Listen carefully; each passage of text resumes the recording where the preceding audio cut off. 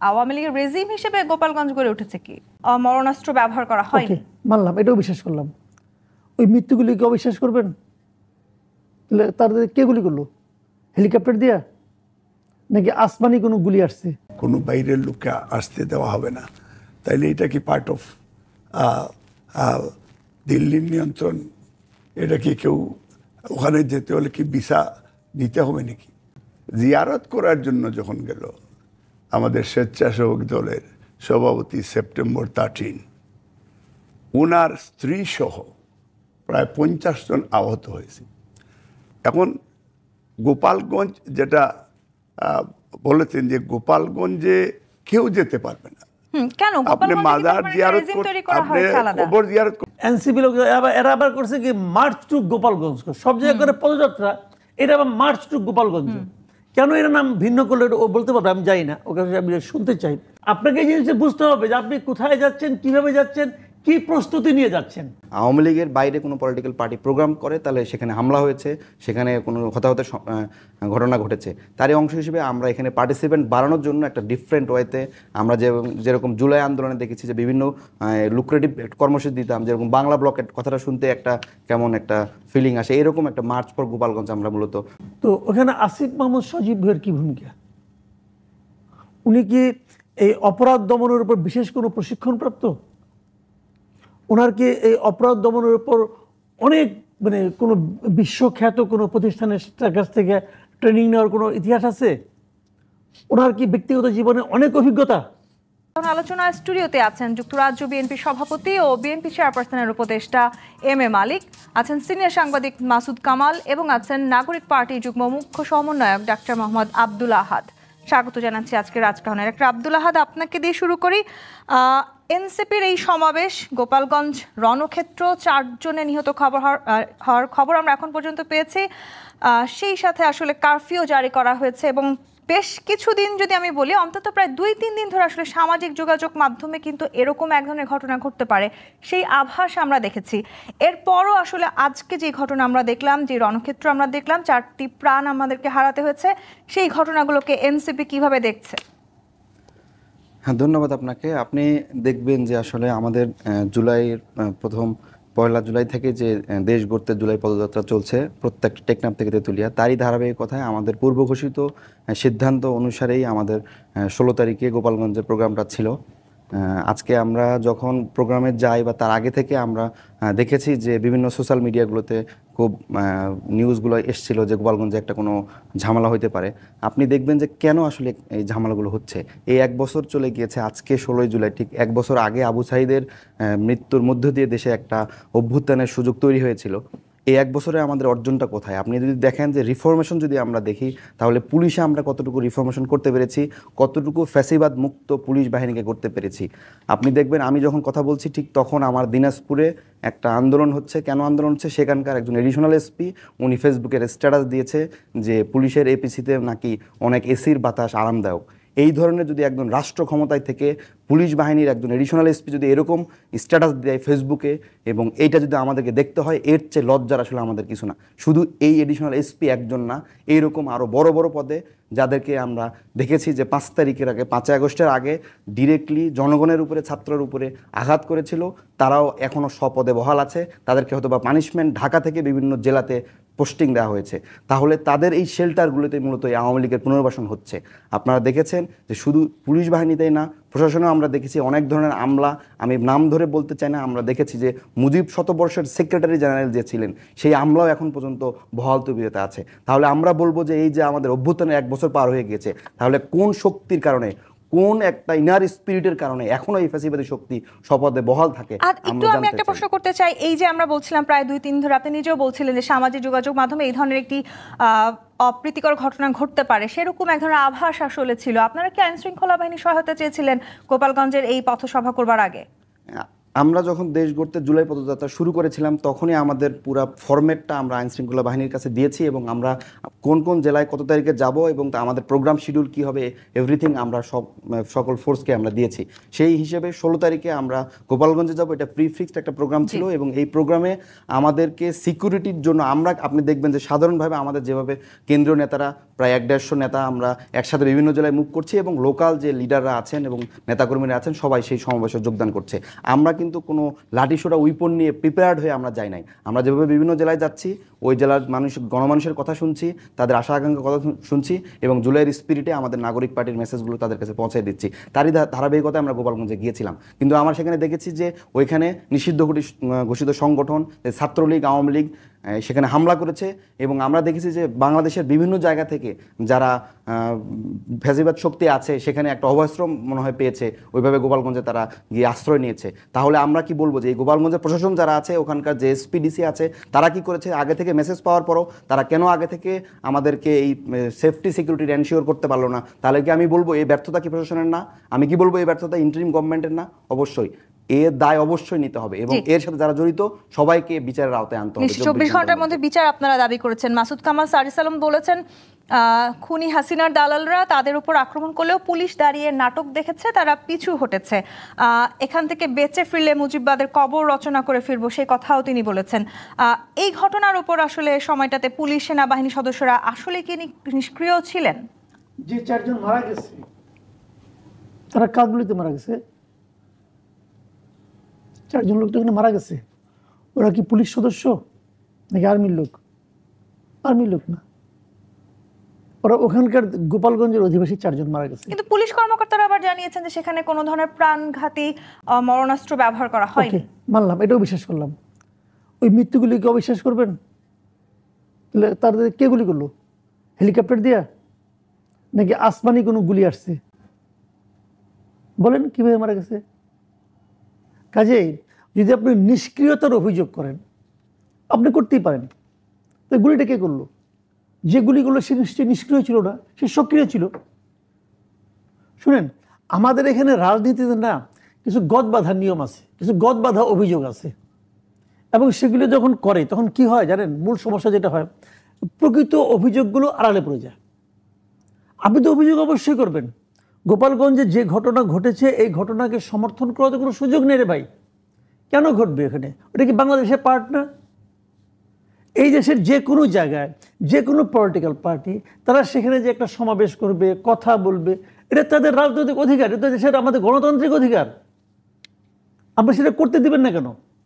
কথা কিন্তু পরিষ্কার। হ্যাঁ, আপনার ক্ষোভ থাকতে পারে, আপনিও ক্ষোভ প্রকাশ করেন, প্রবলেম তো নাই কোনো। আপনি ক্ষোভ প্রকাশ করেন, ওইদিকে ক্ষোভ চলবে, এদিকে সভা চলবে, কোনো প্রবলেম নাই। এটাই তো গণতন্ত্র।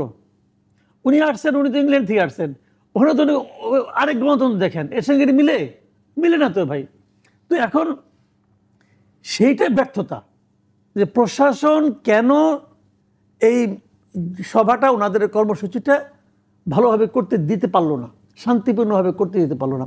যদি প্রশাসন মনে করত যে এই মিটিংটা আমাদের পক্ষে, আমাদের যা ফোর্স আছে, আমাদের যা ম্যান পাওয়ার আছে, সব দিয়ে আমরা শান্তিপূর্ণভাবে করতে দিতে পারবো না, আমাদের অ্যাবিলিটির বাইরে হতে পারে, কিন্তু সব কিছু আপনার নিয়ন্ত্রণে থাকবে না।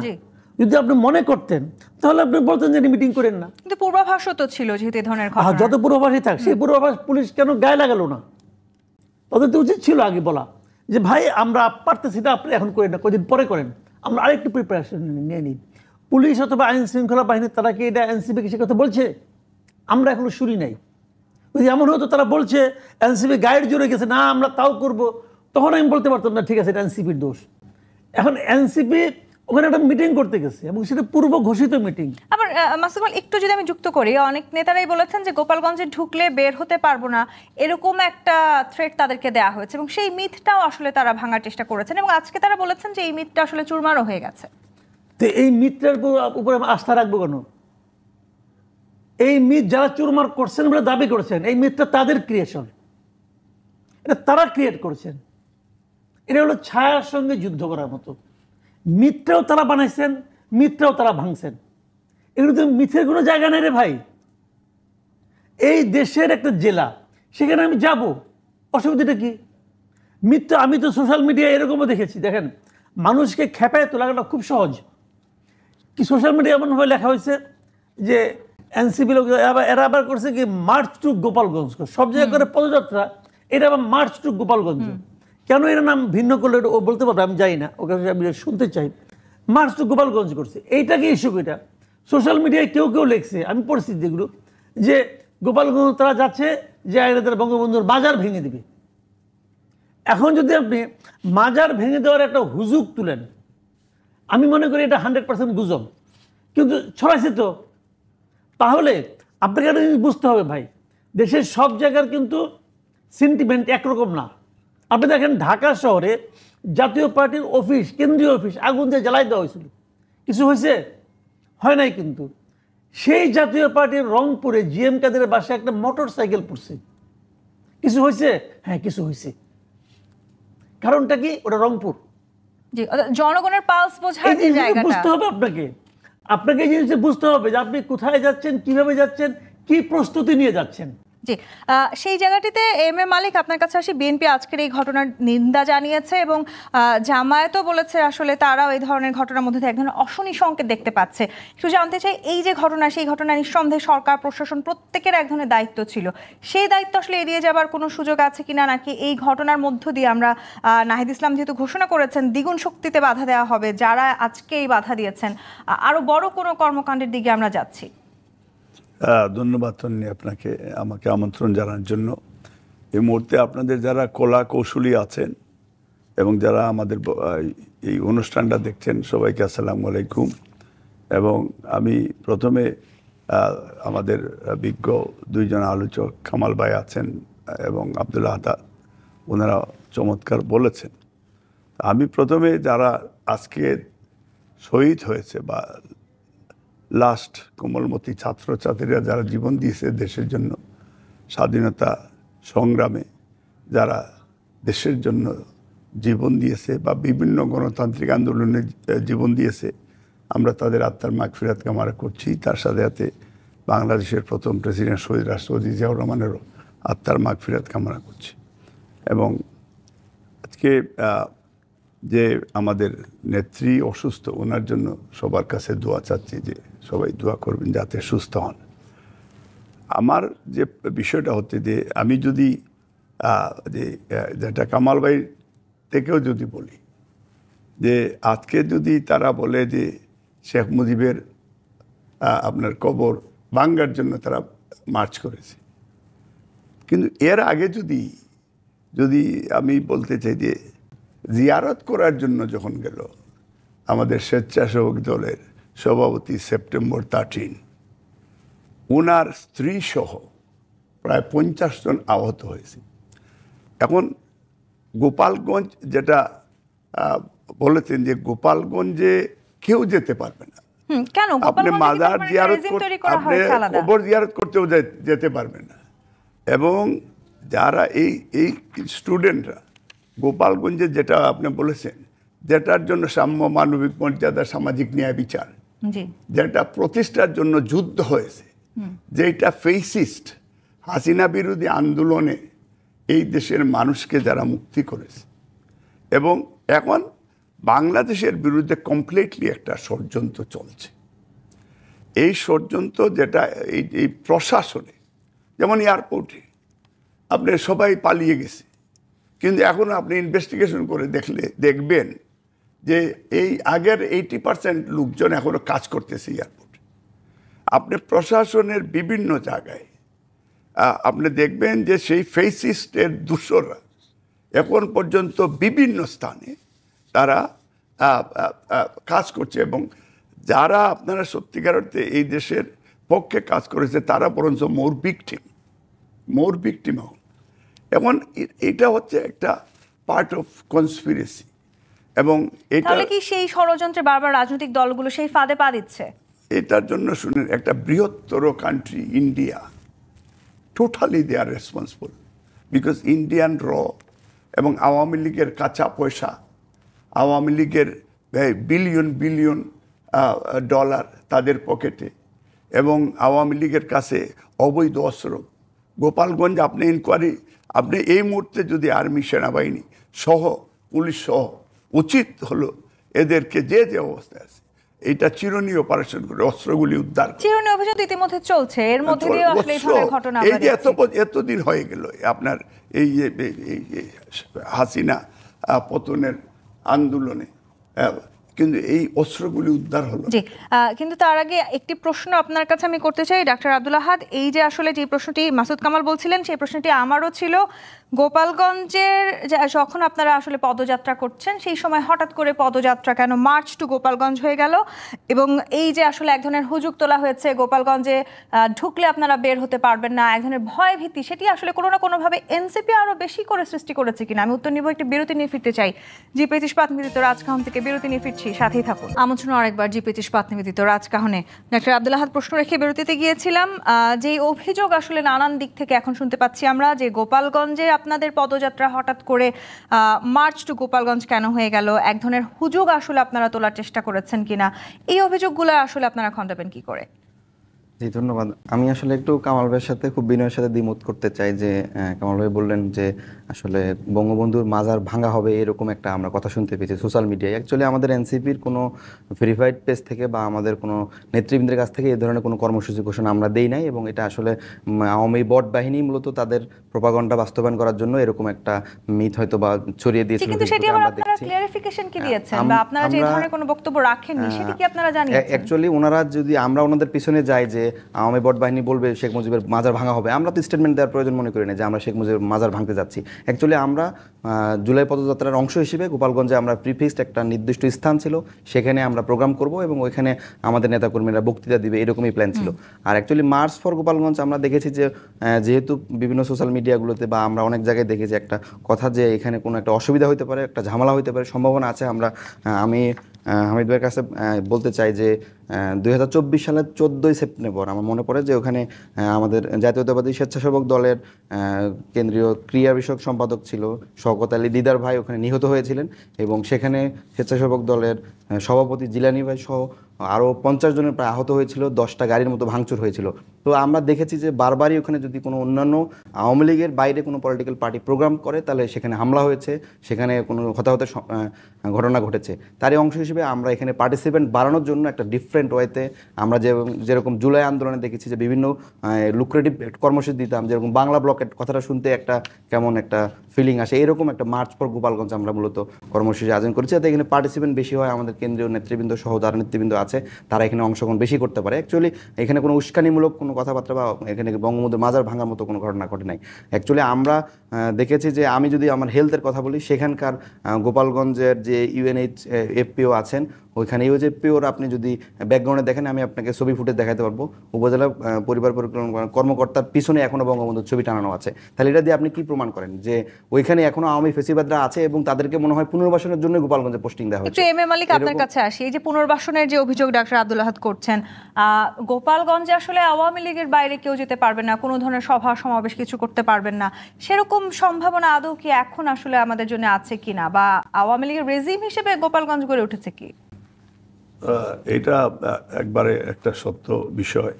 এর আগে আমি যেটা ওই যে এনসিপির যারা ওই যে তাদের উপরে যে হামলার এটা নিন্দা আমি জানাই, এটা প্রতিবাদও জানাই, এবং যেটা যে দিদারের যে বিষয়টা, এটা তো ওরা তো এইখানে গিয়ে শহীদ হয়েছে। আমার নিজের মাতৃভূমি, আমার নিজের দেশ স্বাধীন বাংলাদেশে, এবং এইখানে লেটেস্ট মানুষ এই কোমলমতি ছাত্রছাত্রীরাও জীবন দিল। তার কি কোনো রাইট নেই যে তার গণতান্ত্রিক অধিকার নাই? এই ফেসিজম চলবে, এই ফেসিসদের কি নিয়ন্ত্রণে আবার এই প্রশাসন তাদেরকে প্রমোট করবে, তাদের পৃষ্ঠপোষকতা করবে। আজকে আবার এনসিপি নেতারা আরেকটা অভিযোগ করেছেন যে এই প্রশাসনের অধীনে তাহলে নির্বাচন হবে, কোনো না কোনোভাবে সবকিছু আসলে গিয়ে নির্বাচনকে পেছানোর এক ধরনের ষড়যন্ত্র ঠেকছে কিনা? নির্বাচনের যে বিষয়টা, যেটা আমরা অলরেডি একটা যেটা বিএনপি 31 দফা কর্মসূচি যেটা দিয়েছে জনাব তারেক রহমান, এবং মোটামুটিভাবে সরকার এবং বাংলাদেশের জনগণ নির্বাচনের প্রস্তুতি হিসাবে মত দ্বিমত থাকবে। ডেমোক্রেসিতে এটা আপনি আমার পক্ষে বলবেন, বিপক্ষেও বলবেন, এটি ডেমোক্রেসি। এর মানে না যে একজনে বলতে পারবে না, এর মানে না যে আমরা ইলেকশন করতে পারবো না। ইলেকশন এই দেশে হবে, ইলেকশন হইতেই হবে। এখন ইলেকশনের কোনো বিকল্প নাই, এবং ইলেকশন না হলে এই যে ফেসিজমের পার্মানেন্টলি এটা পতনের সলিউশন হবে না। এবং এই জন্য ইলেকশন যে ফেব্রুয়ারি মাসে, যেটা এই ফেব্রুয়ারি মাসেই দিতে হবে এবং এটা হইতে হবে। বাংলাদেশের জনগণের এটা প্রস্তুত, আদারওয়াইজ গৃহযুদ্ধ গড়ে গড়ে চলবে এবং গোপালগঞ্জ সারা বাংলাদেশে হয়ে যাবে। এই গোপালগঞ্জকে আপনার সবাই মিলে, শুধু এনসিপির দায়িত্ব না, এটা বিএনপিও বলেছে বা পুরা বাংলাদেশের প্রত্যেকটা মানুষের দায়িত্ব হচ্ছে এই গোপালগঞ্জকে যদি এই ধরনের তারা রেসিস্ট এবং ফেসিজম কোনো বাইরের লোককে আসতে দেওয়া হবে না। তাইলে এটা কি পার্ট অফ দিল্লির নিয়ন্ত্রণ? এটা কি কেউ ওখানে যেতে হলে কি ভিসা দিতে হবে নাকি? তো সেই বিষয়টা নিশ্চিত করতে হবে as soon as possible। এদের এই বিস্তার ভেঙে দিতে হবে প্রশাসনকে। এই প্রশাসন দিয়ে কি বা এই আইন শৃঙ্খলা বাহিনী দিয়ে কি এটি সম্ভব বলে আপনারা মনে করেন? আমরা এখনো মনে করি যে বাংলাদেশের সেনাবাহিনীকে নিয়ে আমরা গর্ব করি যে সেনাবাহিনী ইন্টারন্যাশনাল লেভেলে তারা অনেক সুনাম অর্জন করেছে এবং সরাসরি বাংলাদেশের এই যে নির্বাচনী কমিশন বা সরকারকে সেনাবাহিনী যদি সরাসরি সহযোগিতা করে এবং নির্বাচনে তাদের স্পেশাল ভূমিকা নেয়, তাইলে অফকোর্স সেটি সম্ভব। কিন্তু নিরপেক্ষ নির্বাচন যে অভিযোগ বারবার আসলে এনসিপি থেকে করা হচ্ছে, মাসুদ কামাল আপনি নিশ্চয়ই দেখেছেন, উপদেষ্টা আসিফ মাহমুদ তিনি তার ভেরিফাইড ফেসবুক পেজে একটি ছবি দিয়েছেন। তিনি নিজে বসে থেকে আইন শৃঙ্খলা পরিস্থিতি তদারকি করছেন, তেমন একটি ছবি আজকে আমরা দেখেছি। তিনি তার স্ট্যাটাসে এটিও লিখেছেন, জীবন মৃত্যুর মতো পরিস্থিতি না হলে ঘর থেকে বের হবেন না। গোপালগঞ্জের বাসিন্দাদের উদ্দেশ্যে তিনি এই কথা লিখেছেন। এরপরেও আসলে আজকে যে অবস্থা আমরা দেখতে পেলাম, সেটি আসলে আমাদেরকে কিসের বার্তা দিয়ে গেল? না, আমি ওই স্ট্যাটাসটা দেখেছি, দেখে আমি একটু আসলে বিস্মিত হয়েছি। কারণ ওনার ওখানে আপনার ওই যে কন্ট্রোল রুমে, পুলিশের কন্ট্রোল রুমে, সেখানে আইন শৃঙ্খলা বাহিনীর সঙ্গে জড়িত যারা আছেন, ঊর্ধ্বতন যত কর্মকর্তা আছে সবাই আছেন। তার সঙ্গে এটা যে মন্ত্রণালয়ের অধীনে স্বরাষ্ট্র মন্ত্রণালয়ের যে উপদেষ্টা উনি আছেন, উনি একজন সাবেক লেফটেন্যান্ট জেনারেল আছেন, এরা সবাই। তো ওখানে আসিফ মাহমুদ সজীব ভাইয়ের কী ভূমিকা? উনি কি এই অপরাধ দমনের উপর বিশেষ কোনো প্রশিক্ষণপ্রাপ্ত? ওনার কি এই অপরাধ দমনের উপর অনেক কোনো বিশ্বখ্যাত কোনো প্রতিষ্ঠানের কাছ থেকে ট্রেনিং নেওয়ার কোনো ইতিহাস আছে? ওনার কি ব্যক্তিগত জীবনে অনেক অভিজ্ঞতা? উনি ওখানে কেন? যদি ব্যাপারটা সিরিয়াসনেস হয়ে থাকে, যে সিরিয়াস ঘটনা, এটা একজন থাকা দরকার, তাহলে প্রধান উপদেষ্টা নিজে থাকতেন। কোন ক্রাইটেরিয়ায় আসিফ মাহমুদ সজীব ভুঁইয়া ওখানে আছেন? তাহলে কি জাহাঙ্গীর আলম চৌধুরী সাহেব যোগ্য নন? তাকে সরাই দেন, আসিফ মাহমুদকে দায়িত্ব দেন, অসুবিধা তো নাই কোনো। কিন্তু যখন আপনি ওনাকে এখানে রাখেন, তখন কিন্তু এই প্রশ্নটা আসবে যে উনি কেন, কোন, আমার কথা হলো কি যোগ্যতা না, কোন ক্রাইটেরিয়া, আপনার লাইনটা কি, লাইন অফ অ্যাকশন থাকবে। উনি ঘোষণা দিচ্ছেন যে জীবন মরণের সমস্যা না হলে ঘর থেকে বেরোবেন না, উনি ঘোষণা দিবেন কেন? প্রধান উপদেষ্টার প্রেস উইং আছে, প্রধান উপদেষ্টার বক্তব্য প্রেস উইংয়ের মাধ্যমে যায়। স্বরাষ্ট্র মন্ত্রণালয়ের পিআরও আছে, স্বরাষ্ট্রমন্ত্রী নিজে বলতে পারেন। আর 144-এর কি গুরুত্ব, এটা তো স্থানীয় প্রশাসন আছে। তো উনি কেন? বিষয়টাকে উনি পার্সোনালি নিয়েছেন। সেটি কেন আসলে সরকারের সাথে তাদের সখ্যতার গুঞ্জন যদি উনি পার্সোনালি নিয়ে থাকেন, যে ওনার এনসিপিতে ওনার বন্ধু বান্ধবরা আছে, উনি হয়তো এনসিপি বন্ধু বান্ধবের সঙ্গে মাঝে মাঝে বসে আর আড্ডা টাড্ডা দেন, এক ধরনের আত্মিক একটা সংযোগ অনুভব করেন, করতেই পারেন, এতে আমার কোনো আপত্তি নাই, বন্ধু বৎসল হওয়া ভালো। কিন্তু যখন উনি ক্ষমতায় থাকবেন, তখন তো উনি গেলে ওনার বন্ধুদের উপদেষ্টা না, পুরো জাতির উপদেষ্টা। ওখানে যে 4 জন লোক মারা গেছে, উনি তাদের উপদেষ্টা। নিশ্চয়ই হিসাবটা এইভাবে করতে হবে। যদি ওই গোপালগঞ্জে অনেক আওয়ামী লীগের লোক আছে, উনি তাদের উপদেষ্টা, এটা তো ভাই ঠিক হলো না। তার মানে এই দেশটা কোনো নিয়মের মধ্যে চলছে না। নিয়মের মধ্যে পৃথিবীর কোনো দেশ এটা মানবে না, এটা নিয়মের মধ্যে পড়ে না। যদি হতে পারতো এমন যে উনি এই মন্ত্রণালয়ে দায়িত্বে আছেন, কিন্তু ওনার অনেক এক্সপিরিয়েন্স, তখন মানতে পারতাম। ওনার বয়সজনিত কারণে ওনার মধ্যে বরং একটা ক্রোধ কাজ করতে পারে, ওনার মধ্যে বরং অন্যদেরকে প্রকৃত পদক্ষেপ থেকে সরিয়ে নেওয়ার একটা প্রবণতা ওনার মধ্যে কাজ করতে পারে। তার মানে আসলে এই ঘটনা নিয়ে আরো অনেকগুলো সমীকরণ বের করার হয়তো আমরা দেখতে পাবো, সামনে বের করা হচ্ছে কি না। কিন্তু আসলে এই যে দ্বিগুণ শক্তিতে বাধা দেওয়া হবে বলে এনসিপি ঘোষণা দিয়েছে এবং আগামীকালকে আপনারা আবার নানানভাবে বিক্ষোভ কর্মসূচিও দিয়েছেন, সেই জায়গাটি থেকে এই অন্তর্বর্তী সরকারের সাথে এনসিপির এক ধরনের সখ্যতার কথাই আমরা শুরু থেকে শুনে এসেছি। সেই জায়গাটি থেকে তাহলে এখন কি সখ্যতা কমে যাচ্ছে? এখন আপনাদের উপরে এই হামলা, সেটি আসলে কি প্রমাণ করলো? এই সরকার কেন সেই হামলাকে বাধা দিতে পারলো না? আরেকটি বিরতি নিয়ে ফিরতে হবে। জিপি ইস্পাত মৃত রাজকাহন থেকে আরেকটি বিরতি নিয়ে ফিরছি, সাথেই থাকুন। জিপি ইস্পাত মৃত রাজকাহন দেখছেন। ডাক্তার আব্দুল আহাদ প্রশ্ন রেখে বিরতিতে গিয়েছিলাম। এই সরকারের সাথে এনসিপির এক ধরনের সখ্যতার কথা আমরা প্রায় শুনতে পাই। আজকে আসলে যে ঘটনা ঘটলো, এই ঘটনার পরে আপনারা 24 ঘন্টার আলটিমেটাম দিয়েছেন। এই আলটিমেটাম বা আসলে এই ঘটনার মধ্য দিয়ে এই সম্পর্কে এক ধরনের দূরত্ব বাড়তে যাচ্ছে কিনা? ধন্যবাদ। আমি আসলে বলতে চাই, দেখবেন এই আওয়ামী লীগ আসলে সেই আওয়ামী লীগ যে কিনা 57 জন দেশপ্রেমিক অফিসারকে হত্যা করেছে। এই আওয়ামী লীগ সেই আওয়ামী লীগ যে কিনা 15 বছরে গুম খুন করেছে। এই আওয়ামী লীগ সেই আওয়ামী লীগ যে কিনা শাপলা চত্বরে গণহত্যা চালিয়েছে। এই আওয়ামী লীগ সেই আওয়ামী লীগ যে কিনা জুলাই আগস্টে আমরা দেখেছি 1400 শহীদ হয়েছে এবং হাজার হাজার আহত হয়েছে।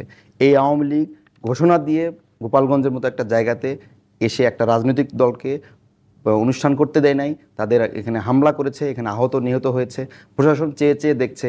আমি একটু বলতে চাই যে আমাদের একজন উপদেষ্টা স্বরাষ্ট্র উপদেষ্টার সাথে বসে কন্ট্রোল রুমে সেটা মনিটরিং করছে। তাহলে কি আমি ধরে নিব যে এই জুলাই আগস্টের পক্ষের একজন মাত্র উপদেষ্টা আছেন এবং বাকি সব উপদেষ্টা জুলাই আগস্টের পক্ষে না?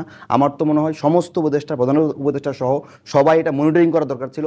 সবাইকে একসাথে ক্যাবিনেটে বসে 24 ঘন্টার মধ্যে এটা এনশিওর করা দরকার ছিল যে এই আওয়ামী লীগ সেই আওয়ামী লীগ যেখানে এই 15 বছর ধরে ত্রাসের রাজত্ব কায়েম করেছে, তারা আবার ফিরে এসছে। এটা একটা অ্যালার্মিং মেসেজ এবং এই অ্যালার্মিং মেসেজটা যাতে আর স্প্রেড না করে 24 ঘন্টার মধ্যে তাদেরকে গ্রেপ্তার করে একটা আইনের আওতায় এখানে আমরা দেখতে চাই। তারা যে ফিরে আসতে পারে সেটি 10 মাসে এই সরকারের কেউ বুঝতে পারেনি। তারা অবশ্যই বুঝতে পেরেছে। আমি বললাম যে ব্যুরোক্রেসি এবং আমাদের পুলিশ প্রশাসন যদি সংস্কার না করা যায় তাহলে আমরা যতই টকশো করি, যতই বয়ান দেই, আসলে আমাদের এই সুশীল বয়ানে কোনো কাজ হবে না। অবশ্যই আপনাকে পুলিশের সংস্কার করতে হবে, অবশ্যই ব্যুরোক্রেসিকে সংস্কার করতে হবে। নিশ্চয়ই। মাসুদ কামাল, আইন শৃঙ্খলার যে অবস্থার অবনতি আমরা দেখেছি বিগত বেশ কিছুদিন ধরে, সেই জায়গাটির সুযোগ নিয়ে আওয়ামী লীগ আবারও সংগঠিত হচ্ছে কিনা? গোপালগঞ্জ আজকে আমাদেরকে সেই শিক্ষাই দিল কি? শুনেন, আমি একটা কথা বলি আপনাকে। আওয়ামী লীগ সংগঠিত হওয়ার চেষ্টা করবে, এটা তো অস্বাভাবিক কিছু না। আওয়ামী লীগ তো একটা বড় দল ছিল, অনেক বড় দল, কাজে অহেতুক কথা বলে তো লাভ নাই। এবং সেই বড় দলটাকে সরকার নির্বাহী আদেশে তাদের পলিটিক্যাল কার্যক্রম নিষিদ্ধ করে দিয়েছে। সরকার কি বলছে যারা আওয়ামী লীগ করতো তারা সবাই কালকে বিষ খেয়ে মরে যাও? বলছে? বলে নাই তো। আওয়ামী লীগের নেতাকর্মী কি কর্পূর এই যে উইবে যাবে? যাবে না। ওরা কোথায়? এই দেশে আছে। ওদের সংখ্যা কত? বিশাল সংখ্যা। এই সংখ্যাগুলো আপনি কী করবেন? সবচেয়ে আগুন দিয়ে পুড়ে দেবেন? বঙ্গোপসাগরে ফেলে দেবেন? কি করবেন? এদের যে করাপ্ট এবং নটোরিয়াস লিডার যারা ছিল তারা সব পলাইছে।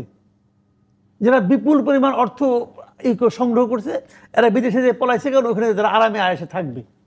এবং তারা আসেও তাই, আসেও তাই। যে উনি ইংল্যান্ডে থাকেন, উনি জানেন ব্রিটেনে অনেক লোক আওয়ামী লীগের লোকজন আছে, তাদের খালি তার জীবন না, তার বাচ্চা কাচ্চার জীবনও ওই যা চুরি করে নিয়ে গেছে চলবে। কিন্তু যারা দেশে আছে তাদের তো অনেকেই টাকা পয়সা এরকম নাই, তারা আওয়ামী লীগ করতো। এবং আওয়ামী লীগ তো এক পুরুষের দল না রে ভাই। আওয়ামী লীগ দাদাই করতো, পোলাই করে, পার পোলা করে, এরকম একটা বংশানুক্রমিক একটা দল আওয়ামী লীগ। তো সে আওয়ামী লীগ আপনি কী করবেন? নির্বাহী আদেশ দিয়ে দিলেন, কালকার থেকে আওয়ামী লীগ নিশ্চিহ্ন হবে। হয়েছে? তাহলে আপনি কি করবেন বলেন? সেই কঠোর অবস্থানে কেন আসলে সরকার আগামী ইলেকশনে এরা ভোটার না, তাদের আপনি ইগনোর করবেন? বিচার করেন। আমার কথা হলো কি, যারা যারা দায়ী প্রত্যেকটা লোকের বিচার করেন, প্রত্যেকটা লোকের বিচার করেন। যদি 2 কোটি লোক হয়, 2 কোটি লোক যদি দায়ী হয়, 2 কোটি লোকের বিচার করেন।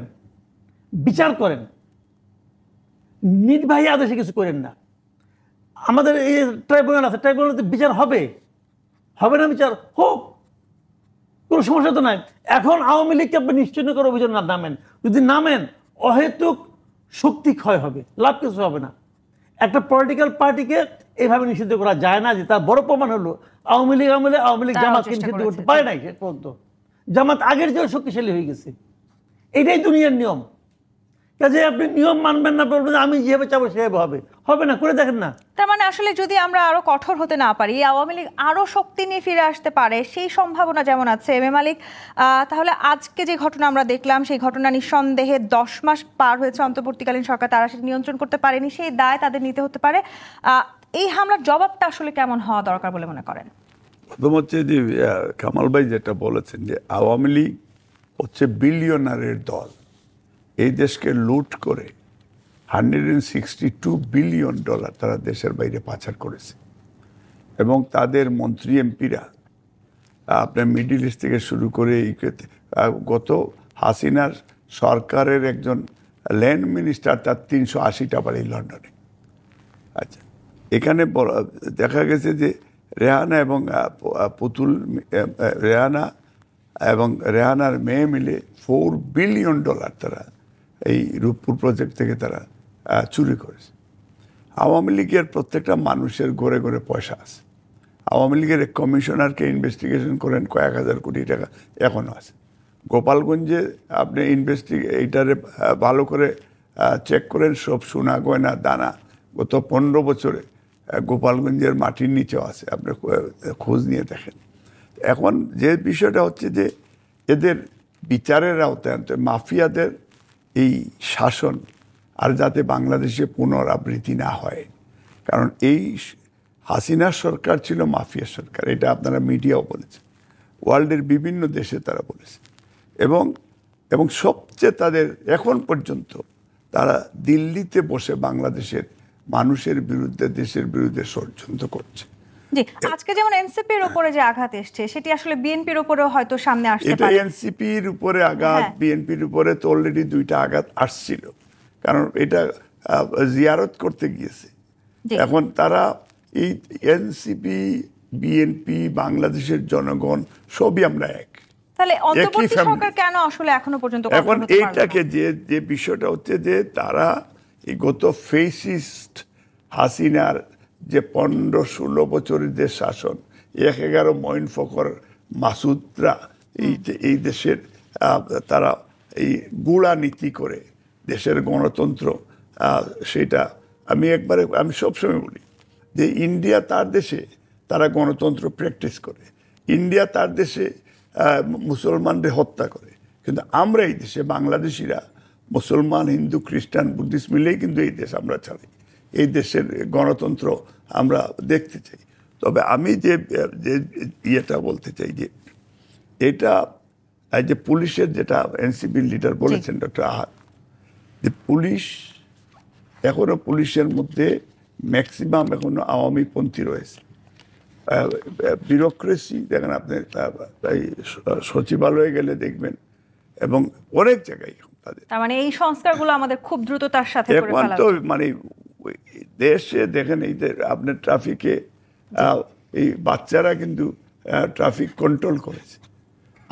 আমরা যারা ন্যাশনালিস্টরা সবাই মিলে কিন্তু এই দেশের এই জন্য নিশ্চয়ই, এবং এই ধরনের হামলা সংঘর্ষ এড়াতে নিশ্চয়ই আবার সেই ঐক্যের জায়গাটিতে আমাদের এসে দাঁড়াতে হবে। একমাত্র ধন্যবাদ সব পলিটিক্যাল পার্টি মিলে সবাইকে এক হতে হবে, জায়গায় একই প্ল্যাটফর্মে একই জায়গায় আসতে হবে এবং এই ফেসিস্ট বিরোধী আইন আন্দোলন একসাথে করতে হবে। ধন্যবাদ জনাব এম এ মালিক। নির্বাচন একসাথে